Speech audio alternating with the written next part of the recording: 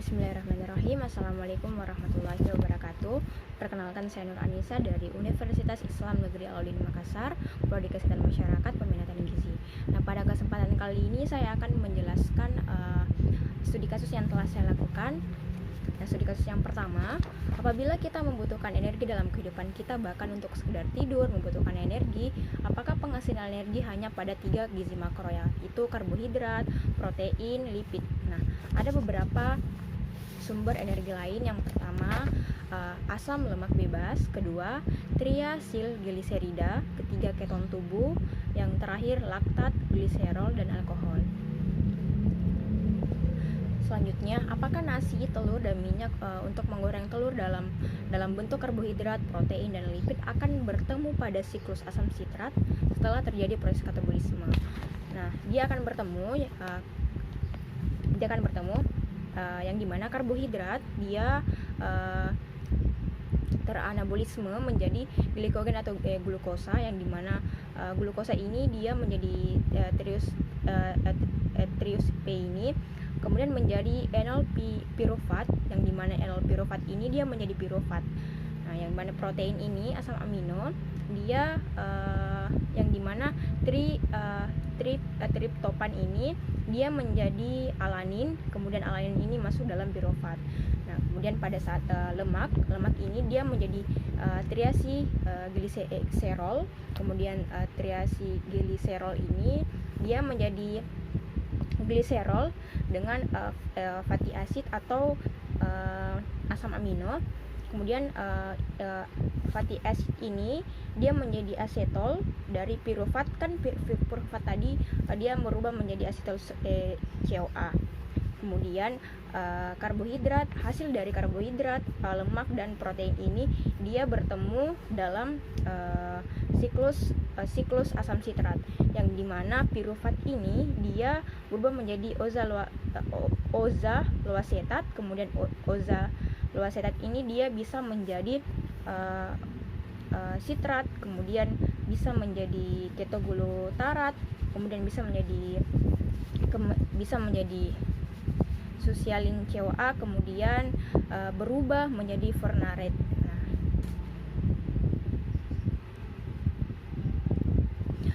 hati sebagai pusat metabolisme karbohidrat, protein, dan lipid, apakah di hati terjadi proses anabolisme atau katabolisme?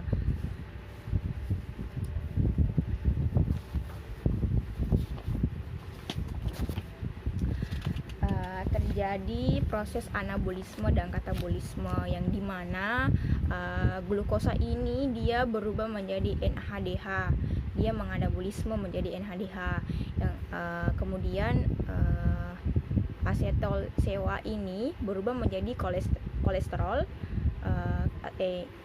yang asetil CoA ini menganabolisme menjadi kolesterol.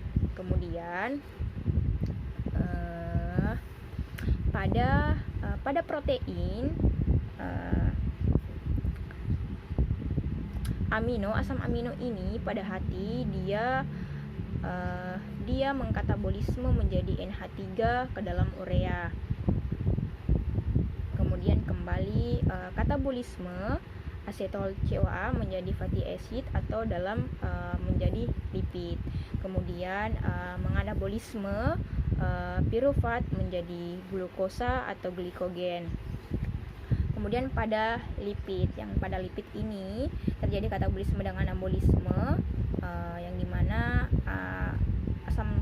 asam lemak ini menjadi mengkatabolisme menjadi NADH. Kemudian asetil CoA ini menganabolisme menjadi kolesterol.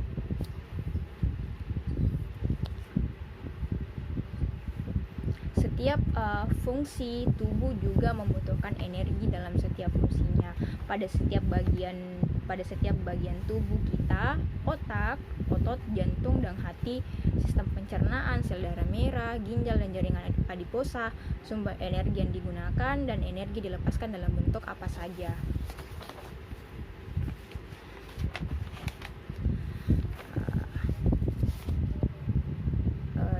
Dalam otak dia menggunakan energi glukosa menjadi laktat, skeletal muskal.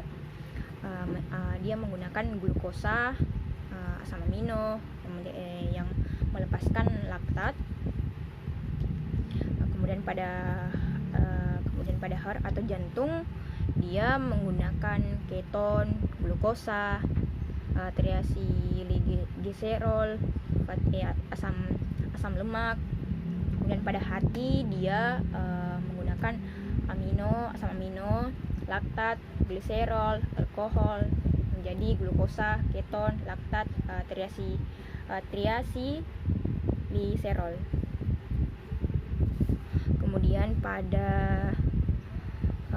sel darah merah dia menggunakan glukosa menjadi laktat. Kemudian pada ginjal dia menggunakan glukosa, keton, laktat, melepaskan glukosa. Kemudian pada jaringan adiposa dia menggunakan glukosa yang melepaskan laktat, kemudian gliserol. Dapatkah protein digunakan untuk menghasilkan energi di otak, sel darah merah, dan jaringan adiposa? Yang dimana kebutuhan atau manfaat glukosa ini tidak bisa digantikan dengan yang lain pada otak. Glukosa tidak dapat diganti dengan protein, sebab otak membutuhkan sekitar 120 glukosa per hari, dan jaringan glikolitik akan menggunakan lagi 50-60 glukosa. Kadar glukosa darah harus dipertahankan untuk memungkinkan fungsi otak, sehingga tubuh merespon dengan cara yang terkoordinasi dan jaringan khusus untuk mengatur penyediaan dan pemanfaatan bahan bakar. Jadi protein tidak dapat digunakan pada otak dan sel darah merah dan jaringan adiposa, tapi dia membutuhkan peran glukosa, bukan protein. Apa yang terjadi pada tubuh kita, khususnya pada integritas metabolisme tubuh kita pada 3 jam setelah makan makanan pokok, lauk pauk dan minyak?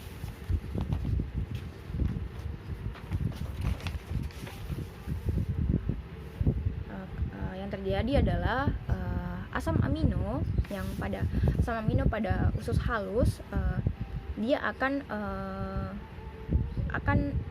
dongki pada liver, yang dimana glukosa ini dia berubah menjadi glikogen atau pirufat. Asam amino ini juga bisa menjadi pirufat. Kemudian protein, asam amino ini bisa menjadi protein. Kemudian dia menyebar pada pembuluh darah, CNS, RBC. Asam amino ini juga dia masuk dalam lemak, kemudian bisa menjadi protein dalam proses adiposa. Intinya ketika dalam 3 jam setelah makan, asam amino ini akan tinggal dalam liver, kemudian menjadi banyak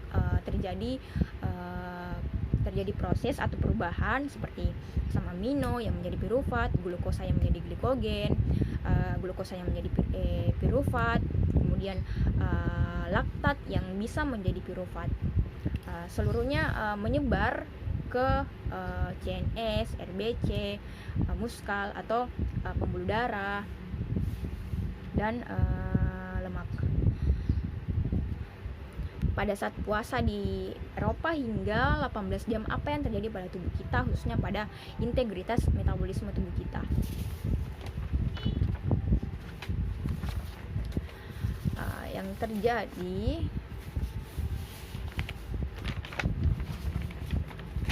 Yang terjadi adalah semua proses akan terhambat, yang dimana proses glikogen tidak akan terjadi penyebaran pada RBC, yang dimana proses terjadi dari liver ini akan terganggu menuju CNS, tidak terjadi perubahan pada jaringan sel, tidak terjadi perubahan pada RBC. Semuanya akan terhambat dan akan menghambat seluruh proses pembentukan. Pada saat terjadi gempa dan belum ada bantuan hingga setelah 18 jam hingga 2 hari tidak makan, hanya minum saja, apa yang terjadi pada proses integrasi metabolisme tubuh kita? Yang terjadi seperti yang saya jelaskan tadi, seluruh proses pembentukan akan terhambat, seluruh proses penyebaran pada jaringan sel lainnya akan terhambat. Tidak terjadi proses penyebaran pada muskal, tidak terjadi proses pada adiposa, tidak terjadi penyebaran pada CNS, tidak terjadi penyebaran pada RBC. Semua proses akan terhambat. Penyebaran yang dimana asam amino tidak akan menyebar ke jaringan sel lainnya. Tidak terjadi perubahan apapun. Sebenarnya terjadi, cuman perubahan yang dilakukan akan sedikit terhambat. Kemudian lebih banyak menggunakan cadangan-cadangan yang telah disimpan oleh tubuh. Dia akan menggunakan cadangan-cadangan seperti NADH, bisa menggunakan hasil cadangan seperti dari glukosa yang menjadi CO2 dan H2O. Kemudian kelaparan melanda kota Madaya di Suriah akibat perang sipil yang berkecamuk lebih dari 5 tahun. Masyarakat bertahan hidup dengan air dan dedaunan yang bisa dimakan. Namun musim salju berlangsung hampir seminggu menyebabkan tak ada lagi daun yang bisa dimakan. Jelaskan proses dalam tubuh berkaitan dengan hal tersebut yang membuat mereka bisa bertahan hidup setidaknya selama 40 hari. Yang pertama, proses itu dia akan semakin lama tubuh merasa kelaparan, keton lebih banyak digunakan. Kedua, insulin menurun dan menggunakan glukosa, yang dimana penyimpanan glukosa ini akan semakin sempit. Yang ketiga, penyimpanan energi yang membuat mereka bertahan dengan konsumsi air. Meski demikian, tubuh tidak memperoleh protein yang mengakibatkan badan mereka menjadi kurus. Yang terakhir, tubuh memecah cadangan lemak menjadi glukosa ke dalam sel dan jaringan dengan aliran darah untuk otak, otot, dan sel darah merah. Sekian dari saya. Assalamualaikum warahmatullahi wabarakatuh.